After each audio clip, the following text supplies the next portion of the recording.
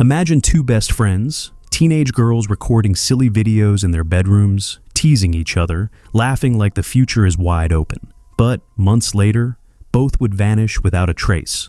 What began as innocent teenage fun would unravel into one of the most haunting, terrifying stories ever told. This is the chilling tragedy of Megan Stewart and Amy Herman. Our story opens with Megan and Amy sitting together in Amy's room, recording a lighthearted video. The girls joke around, teasing one another, the way close friends always do. But as we watch, a caption flashes across the screen. It delivers a shocking truth. In 2007, both girls disappeared completely. We cut to another one of their recordings. This time, they're in the school cafeteria, laughing and complaining about school reopening. Megan playfully teases Amy about whether she'll ever find a boyfriend. Amy blushes, shy and reserved, while Megan keeps poking fun. Later, we see Megan at her computer, video chatting with her wild friend, Lexi. Lexi is high, partying with her boyfriend, living recklessly. In the middle of the call, Megan's mom interrupts, furious over something Megan has done. Their argument escalates quickly, and Megan's mom even smashes one of her belongings. Amy soon calls, worried about her friend. Megan brushes off her concern, assuring her everything's fine. Then she flips back to Lexi's call, casually announcing she's heading over for cocaine. In contrast, Amy's videos show her sitting in front of a mirror, carefully applying makeup before school. She calls herself pudgy, insecurity in her voice. Her parents enter, hurrying her up for the day. Her father, rushing to work, struggles with his tie while her mother cooks in the kitchen. Amy's life appears stable, structured, the opposite of Megan's chaos. At school, Megan receives a call from her boyfriend, Ben. He invites Megan and her friends to a party. They're all eager, but Megan insists that Amy come along too. Ben resists, calling Amy boring, but Megan stands firm. Finally, Ben relents, warning Megan she'll have to pay for bringing Amy. When party night arrives, Ben stands at the door, collecting $10 from every guest. When Amy hands over her money, Ben sneers that she won't like what's inside. Megan pushes past him, dragging Amy in. Inside, the party rages. Loud music, bodies dancing, alcohol flowing. Amy isolates herself in a corner, nervously sipping a beer. Megan's friends sneak off to smoke, but Megan prevents anyone from handing Amy drugs. As the night escalates, Greg, one of Lexi's boyfriends, approaches Amy. She rejects him firmly. His reaction is violent. He slaps her across the face. Shaken, she storms off to find Megan. What she finds is devastating. Megan is locked away in a room with Ben, forced into a compromising act. Amy stares in shock, her heart breaking. She flees, but on her way down the stairs, she vomits. Directly on Lexi, who is kissing Kathy on camera. Enraged, they scream at her as Amy runs off.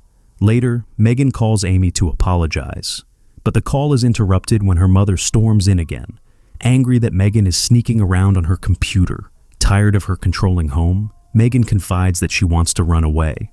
Amy agrees, and the girls make a solemn promise. They'll escape together. Soon after, Megan visits Amy, and the two record a playful mock interview. But as Megan begins to open up, the tone shifts. She reveals the pain of her home life, the abuse, the darkness she endures. Amy stops the recording and hugs her friend tightly. Later, Lexi calls Megan, inviting her to another party. Still shaken from the last one, Megan refuses. Lexi tempts her by introducing someone new, a cool skateboarder named Josh. She even sends Megan his contact. We see Amy recording again, showing her simple home. Her dad works long hours, her mom cooks in the kitchen. A quiet life, stable compared to Megan's turmoil. Meanwhile, Megan starts chatting with Josh online, but Josh is mysterious. His camera never works. He sends only photos, including one of himself surfing.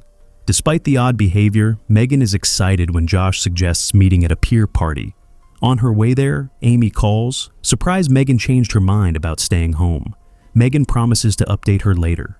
The next morning, Amy calls again. Megan looks exhausted. She explains she stayed up all night but never saw Josh. The day after, Josh calls to apologize. He admits he saw her but was too nervous to approach. Megan, touched, forgives him. They plan another meeting, this time after a movie. Later, in Megan's room, she and Amy are chatting with Josh together. Amy, suspicious, asks why they can't see his face. He claims his camera broke, then quickly sends another photo. After Amy leaves, Megan continues flirting. Josh urges her to meet him right away at a diner. Megan, eager, agrees. Surveillance footage shows Megan arriving at the diner. An unknown man approaches her, then forcefully drags her away. Amy, frantic, calls Lexi and Kathy, but they ignore her. She dials Josh, who claims he hasn't spoken to Megan. He promises to let her know if he does. Then the news breaks. Megan is missing. Police launch an investigation. Suddenly, Lexi and Kathy appear grief-stricken, mourning the friend they once mocked. Amy grows isolated, pouring her heart into her video diary. Soon, CCTV footage of Megan's abduction is aired on primetime TV. Amy confronts Josh again. This time, he slips, admitting he knows what happened. He taunts her, saying Megan had done this with many others. Then he mocks Amy, calling her clingy and pathetic. Horrified, Amy hangs up. She goes to the police, reporting everything. Reporters swarm her, and overnight she becomes a media figure. But fame doesn't heal the loneliness. She returns to the diner where Megan vanished. She meets Lexi and Kathy, who cruelly chase her away. Later, at the park, Amy films herself at her favorite spot. As she speaks, a dark figure lurks in the distance, watching her silently. Josh calls again, threatening her for going to the police. Soon after, a film crew reenacts Megan's abduction for TV. The story is everywhere. One evening, Amy returns to the park, camera in hand, trying to feel close to her lost friend. As she films, an unseen figure grabs her. She screams, the camera falls. News reports soon confirm the nightmare. Amy Herman has vanished, likely at the hands of the same predator who took Megan. Her devastated parents plead for her return. Police recover her abandoned camera, but this time, reporters are barred from airing the footage. What happens next is terrifying. Amy is discovered in an underground cell. Josh, the man behind the screen, has imprisoned her. He mistreats her, feeding her scraps like an animal. One day, he takes her out and forces himself on her, the same way he once abused Megan. Amy's hope fades. In her broken state, she develops a twisted attachment to her captor. But the horror isn't over. Josh drags her to a large blue drum. When Amy peers inside, she's horrified. There lie the remains of Megan. Screaming, she begs for mercy. Josh forces her in and seals the drum shut. Finally, he drags the container away. With a shovel, he digs a shallow grave. Inside, Amy is still alive, crying out that she loves him, begging to be freed. But there is no escape. And just like that, the story of Megan and Amy ends. In darkness, buried together, their voices lost forever.